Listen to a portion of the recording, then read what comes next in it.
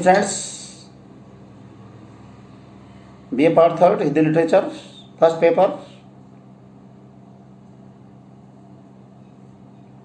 के पाठ्यक्रम के विद्यार्थियों को मैं प्रोफेसर एस आर मीना बहुत बहुत स्वागत करता हूं। निरंतर हम आपके समक्ष वीडियो रिकॉर्डिंग के माध्यम से आपका जो निर्धारित पाठ्यक्रम है बीए पार्ट थर्ड का उसे समय समय पर पूरा करा रहे हैं। उसी श्रृंखला में आपके पाठ्यक्रम के प्रमुख कवि राष्ट्रकवि जिसे मैथिली शरण गुप्त के नाम से जानते हैं, उनकी जो निर्धारित कविता आपके पाठ्यक्रम में यशोधरा, उसमें से कुछ अंश हैं जिनकी व्याख्या मैं पिछले व्याख्यान में कुछ कर चुका हूं और शेष पदों की व्याख्याएं आज कर रहा हूं। मुझे उम्मीद है आप हमारे द्वारा जो वीडियो रिकॉर्डिंग की जा रही है, वीडियो रिकॉर्डिंग के माध्यम से जो यूट्यूब चैनल पर जो डाले जा रहे हैं उनको आप ध्यान से सुन रहे होंगे। तो आज के पाठ्यक्रम में या आज के व्याख्यान में जो मैं व्याख्यात्मक विश्लेषण करना जा रहा हूँ उसको आप ध्यान से सुनेंगे। उसके मैं अनुसरण कर रहा हूँ, चिंतन कर रहे हैं, मनन कर रहे हैं। देखिएगा, सुनिएगा। रे मन आज परीक्षा तेरी, विनती करती हूँ मैं तुझसे, बात न बिगड़े मेरी। अब तक तो जो तेरा निग्रह था बस अभाव के कारण था। पिछले व्याख्यान में आपको ये स्पष्ट कर चुका हूँ कि महात्मा बुद्ध, जिसे गौतम बुद्ध कहते हैं, जिसे तथागत भी कहते हैं, महात्मा बुद्ध सिद्धि प्राप्त करने के लिए अर्धरात्रि के समय अपनी पत्नी यशोधरा और अपने पुत्र राहुल को छोड़कर चले गए थे। उन्हें चुपचाप सूता छोड़ करके चले गए थे। यशोधरा जी को उन्होंने जरा सा भी कुछ नहीं बताया, कोई भनक तक नहीं लगने दी। प्रातःकाल होते ही यशोधरा जी को जब एहसास हुआ कि उनके पतिदेव, उनके स्वामी इस समय घर पर नहीं है, तो उन्हें अनुपस्थित देखकर के उन्हें बड़ा बुरा लगा और वो बार बार कहती हैं कि या तो ये लगता है कि मुझे मेरे स्वामी ने मुझे ढंग से नहीं पहचाना, क्योंकि हम तो वो स्त्रियां हैं, छत्राणी स्त्रियां हैं, जो अपने प्रियतमों को, अपने स्वामियों को चला करके आगे बढ़ करके हम जिन्हें रण क्षेत्र में भेज देती हैं, विजय के लिए भेज देती हैं, प्राणों की आहुति देने के लिए भेज देती हैं। हमारे अंदर त्याग और बलिदान की भावनाएं हैं, लेकिन हमें सच्चे रूप में पहचानना चाहिए। तो मुझे ये लगता है कि शायद हमारे स्वामी ने हमें पहचाना नहीं है, इसलिए मुझे वो बिना बताए चुपचाप चले गए। इसके बाद में जब महात्मा बुद्ध सिद्धि प्राप्त करने के पश्चात पुनः लौटते हैं तो सारे लोग उनके स्वागत के लिए तत्पर रहते हैं। सारे लोग उनको बढ़ चढ़ करके उनका स्वागत करने के लिए आगे बढ़ते हैं। लेकिन यशोधरा जी यहाँ अपने मन को संबोधित करती कहती हैं कि हे मन, तेरी आज परीक्षा की घड़ी आ गई है कि जिस दिन तेरे स्वामी तुझे छोड़ करके चले गए थे तो उस दिन तेरे स्वाभिमान को ठेस पहुंची थी और आज उसी स्वाभिमान की रक्षा करने के लिए तेरी परीक्षा की घड़ी है। आज तेरी परीक्षा की घड़ी है, तेरा परीक्षा का लेने का अवसर है। अतः मैं कह देना चाहती हूं कि हे मेरे मन, तू आज जैसा मैं कहूं वैसे रख और मेरे स्वाभिमान की रक्षा तू ही कर सकता है। इन्हीं भावों से उत्प्रोत होकर के यशोधरा जी कहना चाहती हैं कि रे मन आज परीक्षा तेरी, विनती करती हूं मैं तुझसे, बात न बिगड़े मेरी। यशोधरा जी अपने मन को संबोधित करती कहती हैं कि हे मन, मैं आपसे बहुत बड़ी प्रार्थना करना चाहती हूं कि आप मेरी लाज रखिए, मेरे स्वाभिमान की रक्षा कीजिए, मेरे छत्राणी धर्म की रक्षा कीजिए। कि मैं आपसे विनती करती हूं कि किसी भी स्थिति में, किसी भी हालत में मेरी बात नहीं बिगड़नी चाहिए। अब तक जो तेरा निग्रह था, अर्थात अब तक जो कुछ तूने कर रखा था वो तेरा निग्रह अवस्था थी, बस अभाव के कारण वह था।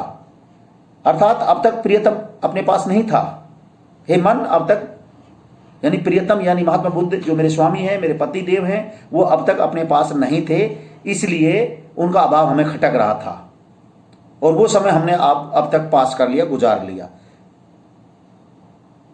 लेकिन आज जो स्थिति अब अलग है। लोभ न था जब लाभ न यह था, सुन अब स्वागत भेरी। अर्थात हमें किसी प्रकार की कोई मन को संबोधित करते हैं कि अपना तो कोई न तो कोई लाभ की स्थिति थी, न कोई लोभ की स्थिति थी। इसलिए आज इस नगर में चारों तरफ जो स्वागत की भेरियां सुनाई पड़ रही है, स्वागत की धुन सुनाई पड़ रही है, उस स्थिति में तेरे को पूर्णतः मेरे के अनुसार नियंत्रण में रहना है। तेरे आज परीक्षा की घड़ी आ गई है। रे मन आज परीक्षा तेरी है। मेरे मन, मैं आपको यही कहना चाहूंगी कि आज तेरी परीक्षा की घड़ी आ गई है, अर्थात मेरे स्वाभिमान की रक्षा करना आज तेरा बहुत बड़ा दायित्व बन गया है। दो पग आगे ही वह धन है, अवलंबित जिस पर जीवन है।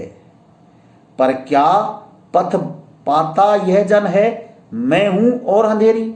अर्थात यशोधरा जी आगे कहना चाहती हैं कि हे मेरे मन, मैं इस बात को अच्छी तरह जानती हूं कि दो पग आगे ही वह धन है। दो पग अर्थात 2 कदम और आगे मैं बढ़ जाऊंगी तो वो धन, अर्थात धन या किसके लिए आया है, अपने स्वामी यानी महात्मा बुद्ध के लिए आया कि मेरे जो पतिदेव है, मेरे स्वामी हैं, जो बहुत बड़ी सिद्धि प्राप्त करके आए हैं, उनको उन्होंने धन की उपमा दी है कि वो मेरे बहुत बड़ी संपत्ति है।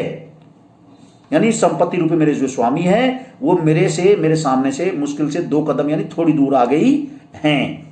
अवलंबित जिस पर जीवन है, अर्थात मेरा जिस पर मेरा पूरा जीवन टिका हुआ, अवलंबित मानी सहारा है, टिका हुआ।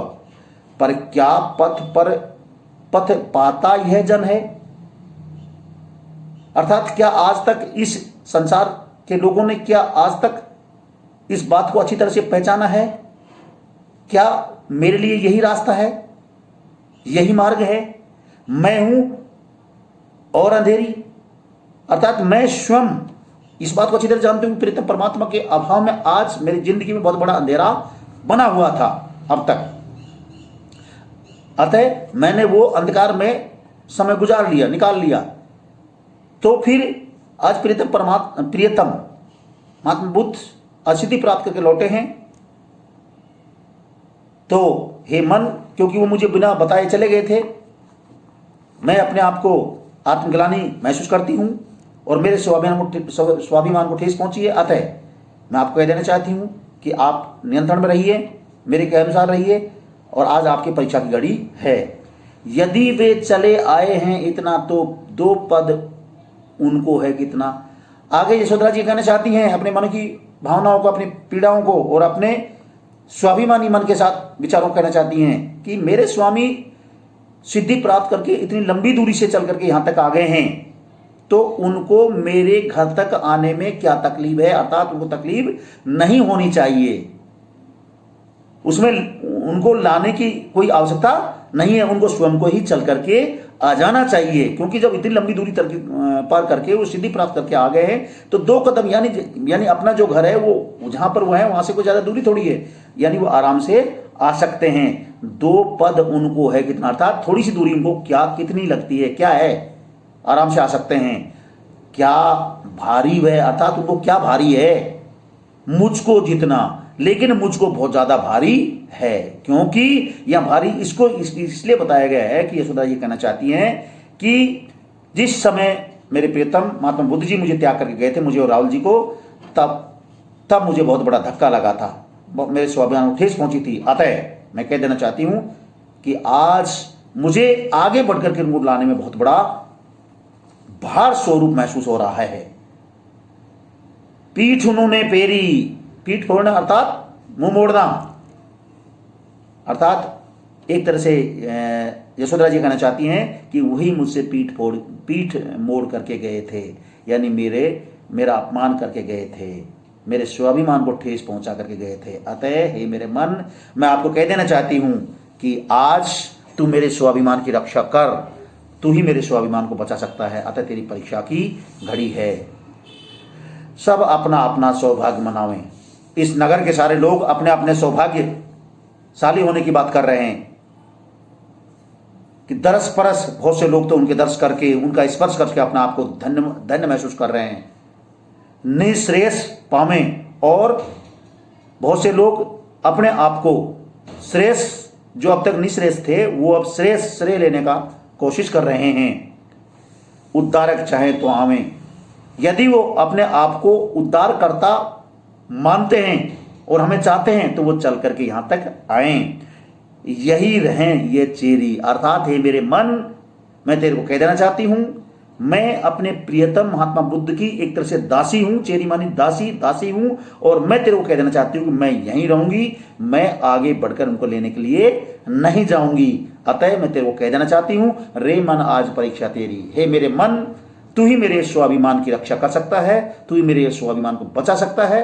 अतः मैं आपसे इस बात को बहुत अच्छी तरह से कह देना चाहती हूँ कि आप डटे रहें, अपने अडिग रहें, स्थिर रहें मेरे कहे अनुसार, तो निश्चित रूप से मेरे स्वाभिमान की रक्षा होगी और मुझे जो आत्मग्लानि हुई है उसमें आप मेरा सहयोग करें, मेरे के अनुसार रहें। आज के व्याख्यान में मैथिली गुप्त का जो यशोधरा महाकाव्य का जो छोटा सा, यशोधरा काव्य का जो छोटा सा अंश था, रे मन आज परीक्षा तेरी, वह काव्यांश पूरा हुआ। इस तरह से मैथिली गुप्त का काव्य भी आज पूरा हुआ। आप सभी को बहुत बहुत धन्यवाद।